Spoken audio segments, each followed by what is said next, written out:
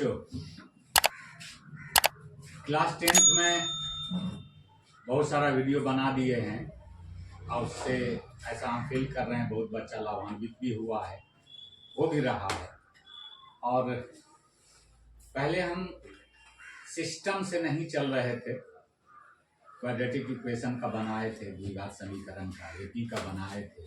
उसके बाद हम सीरियली आने लगे हैं, सिस्टम से शुरू से आ गए कि नंबर सिस्टम, रियल नंबर को शुरू किए नंबर सिस्टम में।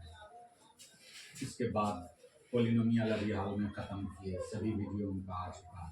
तो पोलिनोमियल का जो सभी वीडियो हम डाल चुके हैं, अगर उसका देखोगे सभी तो पोलिनोमियल में कहीं पर कोई प्रॉब्लम नहीं होना चाहिए। ऐसा अगर प्रॉब्लम होता है तो उस तरह का कमेंट करोगे, हम उस प्रॉब्लम का भी सॉल्यूशन निकालते हैं, वो भी आसान कर। रही बात, अब आगे बढ़ते हैं। तो अब आता है तुम्हारा दो चर वाला एक घातीय समीकरण, linear equation in two variables. अभी पॉलिनोमियल में जो तुम पढ़े, जनरली सिर्फ एक वेरिएबल, या तो एक्स होता था या फिर वाई, दोनों एक साथ नहीं थे। पॉलिनोमियल में ऐसा नहीं, अब टू वेरिएबल एक साथ देते हैं, एक्स और वाई। तो लीनियर इक्वेशन क्लियर है कि एक घात का है, एक घात वाले को ही लीनियर रैखिक समीकरण कहते हैं।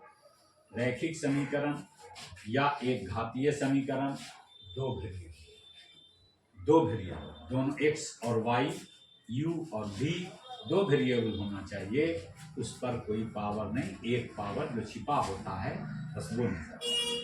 तो दो वेरिएबल में लीनियर इक्वेशन पर हम आ रहे हैं। इसका स्टैंडर्ड फॉर्म ये है, a1x plus b1y plus c1 equal to 0। दूसरा a2x plus b2y plus c2 equal to 0। ये दो इक्वेशन दो वेरिएबल में है, x और y में। a1 x का कोफिशिएंट, x का गुना, b1 y का गुना, c1 अच्छा, a2 दूसरे समीकरण में x का गुना, x का कोफिशिएंट, b2 y का कोफिशिएंट एंड c2 अचर पर कांस्टेंट। ये इसमें इसको सॉल्व करना, दो इक्वेशन, और इसको सॉल्व करने की कई विधि है, इसको सॉल्व करने की तीन विधि है। अभी नाम बोल देते हैं, लिख भी देंगे, और बारी बारी एक एक विधि का वीडियो बना के हम डाउनलोड करेंगे। सबसे पहले इसमें आता है विलोपन विधि, उसके बाद आता है प्रतिस्थापन विधि, उसके बाद आता है वज्र गुणन विधि। विलोपन विधि मेथड ऑफ एलिमिनेशन, प्रतिस्थापन विधि सब्स्टिट्यूशन मेथड, वज्र गुणन विधि क्रॉस मल्टीप्लिकेशन। ये तीन विधि दो इक्वेशन को सॉल्व करने का महत्वपूर्ण है। एक और वो भी सॉल्व करने की विधि है, बच्चा समझता नहीं है, ग्राफ बनाते हैं। तो ग्राफ क्या है? ग्राफ जो तुम बना रहे हो उसमें भी दो इक्वेशन को सॉल्व कर रहे हो। दो ग्राफ खींचते, दो ग्राफ का अगर तुम लाइन खींचते हो, दोनों ग्राफ जहां कटता है, दोनों का कटान बिंदु ही दोनों इक्वेशन का सॉल्यूशन होता है। तो ग्राफ विधि से भी दो इक्वेशन सॉल्व किया ही जाता है। तो चार विधि हो गई ग्राफ मेथड को लेके। तो ग्राफ पर एक अलग वीडियो बनाएंगे, एक दो वीडियो ग्राफ पर बना देंगे, उसको बना के पूरा करेंगे। लेकिन सब इससे पहले सॉल्व जो हम करते हैं, एक्स और वाई का वैल्यू निकालना ही सॉल्व करना है। क्या है? सॉल्व करना। हम सिंप्लीफाई इसमें नहीं, समीकरण का सिंप्लीफाई नहीं होता, सरल नहीं होता। सरल करना हो तो वो पॉलिनोमियल का सरल करना हो, यहाँ सॉल्व करना यानी कि हल निकालना है इसका। हमको x और y का वैल्यू निकालना है। दो इक्वेशन तुमको सपोज कर लो इस तरह का दिया हुआ है,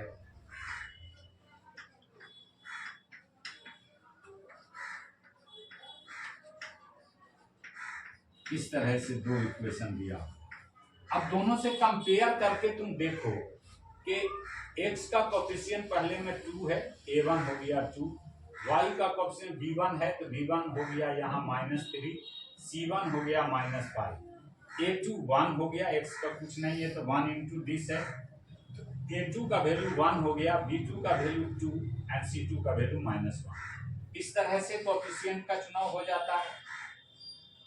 कोफिशिएंट को पहचान गए, वेरिएबल x और y है, ये दो वेरिएबल है। इसको सॉल्व करने का मतलब क्या होता है? सॉल्व करने का मीनिंग समझो पहले कि अगर सॉल्व करने कहता है तो उसमें x और y का वैल्यू निकालना होगा। इस दोनों इक्वेशन को हल करके सॉल्व करके x और y का वैल्यू निकालना होता है, इसी को कहते हैं सॉल्व। अब x और y का वैल्यू दो इक्वेशन है, क्या एक ही जो हल निकलेगा या कोई हल होगा ही नहीं या अनेक हल होगा? तीन स्थिति बनती है इसमें। सबसे पहली स्थिति ये होती है कि कोई एक हल हो जाए। एक हल होने का मतलब अगर दोनों का हम ग्राफ खींचें तो ये एक बिंदु पर इंटरसेक्ट करेगा, एक दूसरे को प्रतिच्छेद करेगा। अगर दोनों का हम ग्राफ खींचें और दोनों का ग्राफ एक बिंदु पर कटता है तो समझ लो इसको सॉल्यूशन एक है। यह भी ग्राफिकली भी थोड़ा समझा। अगर दोनों को सॉल्व करते हैं और पैरेलल लाइन चला जाता है, इसको कोई हल नहीं है क्योंकि दोनों का इंटरसेक्शन पॉइंट एक भी नहीं होता। पैरेलल लाइन एक दूसरे को कहीं नहीं काटती है। तीसरी स्थिति होगी कि अनेक हल हो जाएगा, इन्फिनाइट हल हो जाएगा, नंबर ऑफ सॉल्यूशन इन्फिनाइट होगा। उस स्थिति में ये संपाती हो जाएगा, कोइंसाइड हो जाएगा। एक का ग्राफ खींचेंगे दूसरा भी उसी पर से गुजर जाएगा तो ये कोइंसाइड कहलाएगा, संपाती कहलाएगा। ऐसी स्थिति में सॉल्यूशन जो होता है, नंबर ऑफ सॉल्यूशन इन्फिनाइट होता है, अनेक हल। तो तीन तरह से हल हो सकते हैं। या तो इसको युग्म कहते हैं या फिर सिस्टम भी कहते हैं अंग्रेजी में। इस दोनों को दो है इसलिए युग्म, समीकरण का जोड़ा, पेयर, इसको सिस्टम भी कहते हैं। तो अब इसको हल करने में देख के हमको पता करना होगा कि एक हल होने वाला है या अनेक हल होने वाला है या कोई हल नहीं होने वाला है। इसके लिए एक टेबल मेनली इस वीडियो में हम जो बहुत इंपॉर्टेंट है।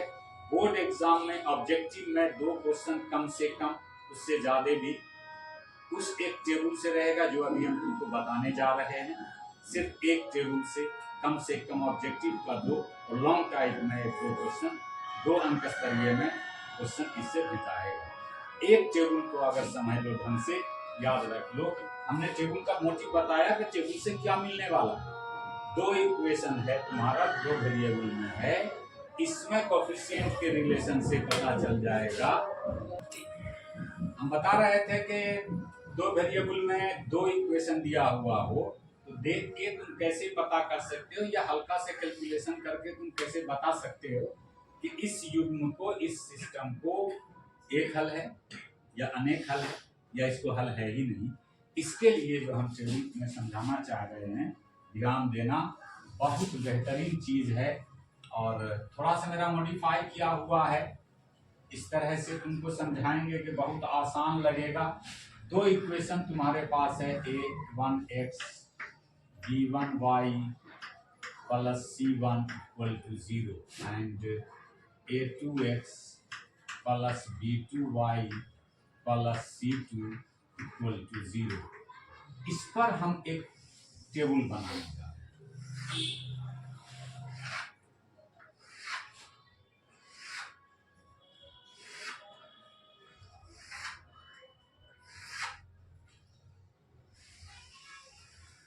यहाँ शर्त, पूरा शर्त, conditions, coefficient of x and y पर डिपेंड करता है।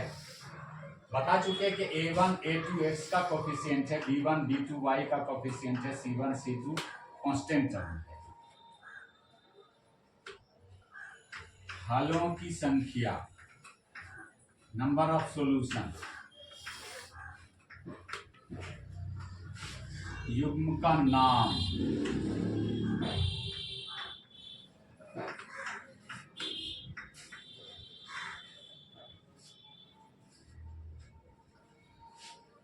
प्रकृति, आकृति,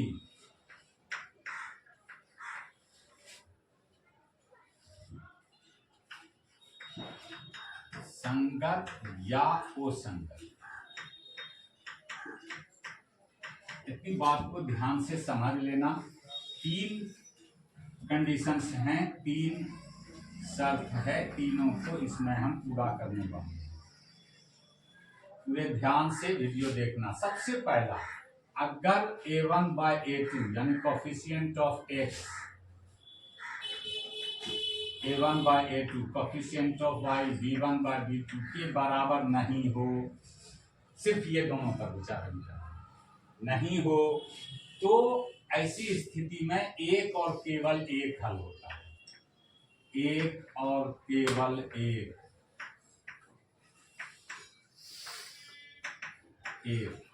इसको अद्वितीय कहते हैं, अद्वितीय। एक और केवल एक हल या अद्वितीय हल, अद्वितीय का मीनिंग ही होता है कि दूसरा नहीं, सिर्फ एक हल, तो ये होगा एक और केवल एक। ऐसे में युग्म का नाम होता है अविरोधी, इसको अविरोधी कहते हैं। अगर इसका ग्राफ खींचें तो एक दूसरे को काटेगा, इसलिए ये होगा प्रतिच्छेदी, एक दूसरे को प्रतिच्छेद करेगा। आकृति कैसी होगी तो ऐसी। जब हल है इसको तो ये होगा संगत। क्लियर? एक कंडीशन पूरा, सिर्फ किससे a1 a2 b1 by b2 बचे करके देख लें, कटता तो काट के देख लें कि बराबर तो नहीं आ रहा। अगर बराबर नहीं आ रहा है तो ये है। नंबर 2, a1 by a2 बराबर आ गया b1 by b2, तो अब तीसरी स्थिति आती है कि तुम इसमें से c1 by c2 भी निकालो और उसको देखो कि क्या होता है। अगर ये भी बराबर आ गया, तीनों रेशियो, तीनों अनुपात बराबर आ गया, a1 by a2 b1 by b2 c1 by c2, तो अनेक हल होगा, अनेक हल, और इसको कहेंगे हम विरोधी।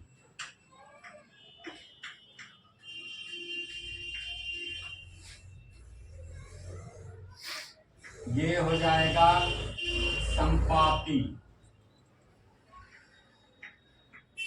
संपाती। अनेक हल है, संपाती है, इसका अर्थ ये है कि एक लाइन पर ही दूसरा लाइन चला जाए। ये दो, एक का ग्राफ खींचे या दूसरे का खींचे, उसी से गुजर गया, कोइंसाइड कर गया, इसको भी कहते हैं संगत। आगे बढ़ते हैं, यहां तक क्लियर हो गया होगा। आगे अब तीसरा कंडीशन है a1 by a2 equal to हो जाए b1 by b2 के, but c1 by c2 is not equal. यहां पर विरोधी नहीं, यहां पर आश्रित होना, ये कोई हल नहीं होगा, इसको कोई हल नहीं,